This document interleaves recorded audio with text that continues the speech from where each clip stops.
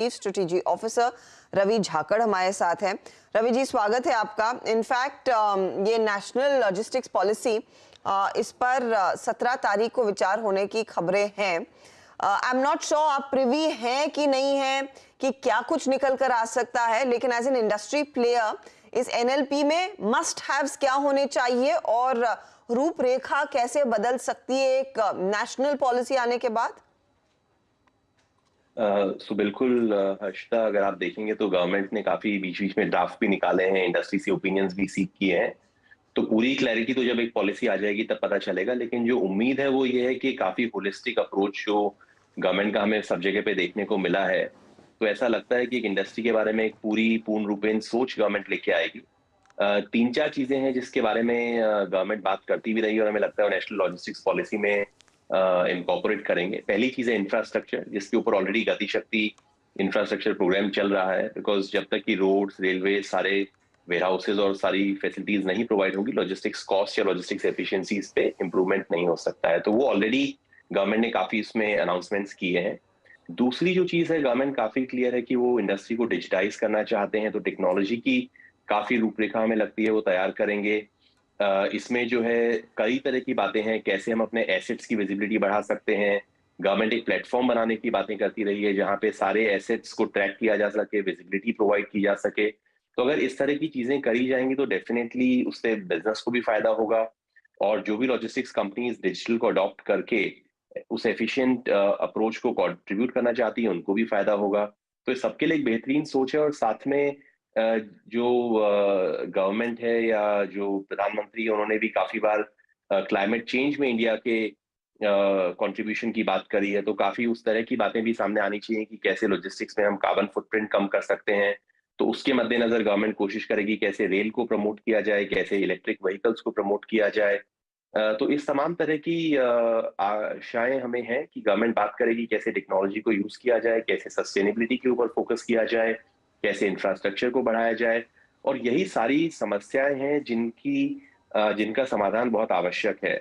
और यदि ये सब चीजें निकल के आती हैं जो लॉजिस्टिक्स पॉलिसी में, तो मैं कहूंगा कि ये एक काफी बड़े बदलाव की तरफ इंडस्ट्री को सपोर्ट करेगी। ओके। और जो ऑर्गेनाइज्ड प्लेयर्स हैं जो टेक्नोलॉजी को अडॉप्ट करते हैं उनके लिए भी अच्छी चीज है, और ट्रेड और बिजनेस के लिए भी अच्छी चीज है। अच्छा, ट्रेड और बिजनेस की फिर बात करते हैं। ये पॉलिसी जब आएगी तब आपसे ऑफ कोर्स डिटेल में चेक भी लेंगे कि क्या अच्छा लगा और क्या खामी रह गई है और उसमें और क्या सुधार आ सकता है, वो बात की बात है। इस समय मुझे बताइए ऑन ग्राउंड सिचुएशन क्या है डिमांड की, स्पेशली ग्लोबल मार्केट में, क्योंकि ग्लोबल मार्केट में हम देख रहे हैं चाइना में कुछ लॉकडाउन्स एक्सटेंड हुए, यूरोप की क्राइसिस एनर्जी वाली हम सबको पता है, वहां पर इकोनॉमी सुस्त पड़ रही है, अमेरिका का भी हाल हम सब जानते हैं, जो महंगाई के आंकड़े आए और जो रिसेशन का डर है। ऐसी स्थिति में क्या इसका इम्पैक्ट आपकी इंडस्ट्री पर भी पड़ा है? कंटेनर्स की डिमांड है या नहीं है? शिपमेंट्स का क्या हाल है? जी, तो अगर आप देखेंगे तो थोड़ा सा बड़ा डाइवर्जेंस उसमें है। आप देखेंगे जुलाई के महीने में भी अमेरिका के इंपोर्ट्स जो चाइना से या बाकी तमाम जगहों से आते हैं वो पिछले साल के कंपैरिजन में ज्यादा रहे। यूके के मार्केट में हमने देखा कि थोड़ी सी सबड्यूड डिमांड थी या मंदी थी। तो अलग अलग जगह पे जनरली, जैसा आपने भी कहा, एक एनर्जी क्राइसिस की वजह से एक कंज्यूमर डिमांड थोड़ी सी वेस्टर्न यूरोप में कम हुई है। इंडिया में अगर आप देखेंगे तो एक सस्टेन मोमेंटम है लास्ट ईयर के कंपैरिजन में।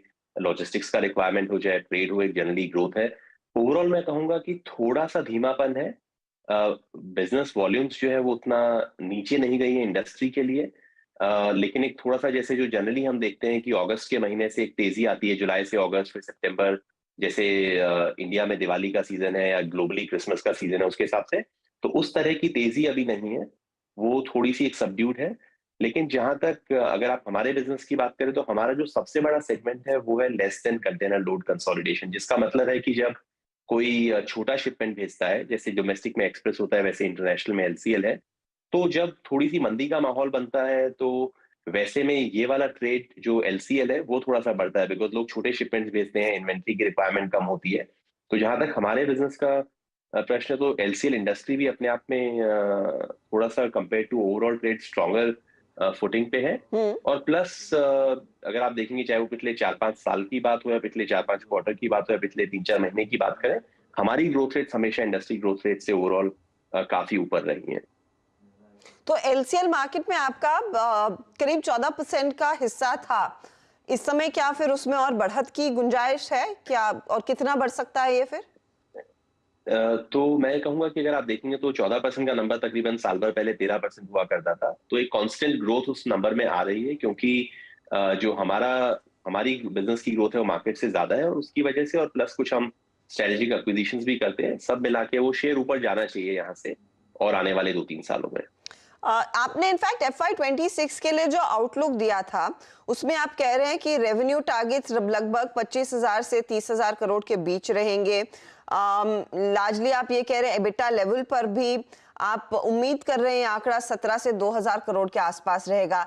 इसमें मार्जिन पिक्चर को लेकर कोई क्लैरिटी है क्या? इस करंट एनवायरनमेंट के मद्देनजर मार्जिन्स किस रेंज में रहेंगे, कितने सस्टेन कर पाएंगे, या फिर मार्जिन कॉम्प्रोमाइज करके आप ज्यादा वॉल्यूम पर फोकस कर रहे हैं? जी, तो हमारा जो बिजनेस है, हमने उसमें 2026 की तकरीबन 4 साल की बात करिए, तो आज हम सितंबर 2022 में, तो 2026 के एंड में लगभग किस तरह की पिक्चर होनी चाहिए, एक मैनेजमेंट एस्पायरेशन हमने शेयर करी है। और उसमें अगर आप देखेंगे तो जो रेवेन्यू है हमारा, उसमें काफी पास थ्रू कॉस्ट भी होती है। जैसे अगर डीजल ऊपर जाता है तो हमें एक्सप्रेस में वो कॉस्ट पास थ्रू करनी होती है। इंटरनेशनल फ्रेट में अगर ओशन फ्रेट ऊपर जाता है तो वो थोड़ी सी कॉस्ट हमें पास थ्रू करनी पड़ती है। तो रेवेन्यू जरूरी नहीं कि एक सही पैरामीटर है ग्रोथ का। हमारे बिजनेस में अगर आप ग्रॉस प्रॉफिट देखेंगे तो वो एक ज्यादा बेहतर पैरामीटर है ग्रोथ को जज करने का, और उसमें हम काफी कॉन्फिडेंट हैं कि हमारी जो एक मोमेंटम है वो कंटिन्यू रहेगा। नेचुरली जब थोड़ा बहुत ओशन फ्रेट रेट नीचे आती है तो जो हमारा एक एफसीएल सेगमेंट है उसमें थोड़ी बहुत पर यूनिट प्रॉफिटेबिलिटी के ऊपर इम्पैक्ट नेगेटिव आता है, लेकिन जो वॉल्यूम ग्रोथ है वो उसको फिर वापस बराबर कर देती है। ओवरऑल अगर देखें तो जो अगले 3-4 साल की हम बात करें, हमें ऐसा लगता है अगले 12-18 महीने थोड़ा सा सबड्यूड माहौल रहेगा, उतनी ग्रोथ नहीं रहेगी। और ओके। उसके हमें लगता है कि अच्छा पिकअप होना चाहिए। तो उन सब चीजों को मद्देनजर रखते हुए हमने एक मैनेजमेंट एस्पायरेशन बनाया कि 2026 के एंड तक किस तरह का रेवेन्यू और एबिटा लगना चाहिए। तो ये वहीं से आप नंबर देखते हैं कि तकरीबन हमें लगता है कि 25 से 30,000 करोड़ की हमारी एक एस्पायरेशन है रेवेन्यू की ओवरऑल कंसोलिडेटेड बेसिस पे, और 2400 से 2700 करोड़ के आसपास का एबिटा है जो 2026 के अंत तक हम देखते हैं द मैनेजमेंट एस्पायरेशन।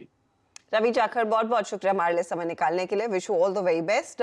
लॉजिस्टिक्स कंपनियों में कल खूब तेजी देखने को मिली थी, थैंक यू अर्शिता। और आज ऑफ कोर्स मार्केट थोड़ा सा ऊपरी लेवल से सबड्यूड है, तो कल जितनी तेजी नहीं है, लेकिन हाँ खरीदारी का सिलसिला जारी है। नजरें रहेंगी नेशनल लॉजिस्टिक पॉलिसी के डिटेल्स पर।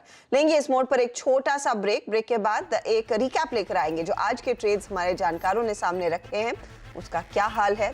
बने रहिए CNBC आवाज के साथ।